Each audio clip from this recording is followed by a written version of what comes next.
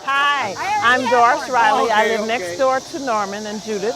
And I first met Norman and Judith in 2004 when we moved in our house. They brought us over some strawberries preserved. So Jerome answers the door, and I was upstairs, and he says, Doris, come down. The neighbors have come over, and they brought us some strawberry preserves. So I'm coming down the steps, and Norman says to Judith, oh, isn't that so nice, Judith? The daughter moved in with the grandchildren and to stay here with Grandpa. Isn't that just wonderful, Judith? And my husband looks at Norman, and he says, that's not my daughter. That's my wife. So Norman takes off his glasses. He said, you know, I just got these glasses, just a new prescription. I tell you, and he wipes them off and he puts them back on and he looks at my face. He says, oh, now I see. Well, how you doing? and from that point on, we just love Norman. We love him. He would bring us cookies at Christmas time.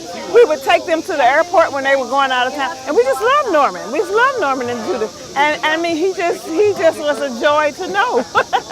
And we're gonna miss him very, very much. But we got Judith. We got her. And that's all I can say. There will never be another Norman. Never.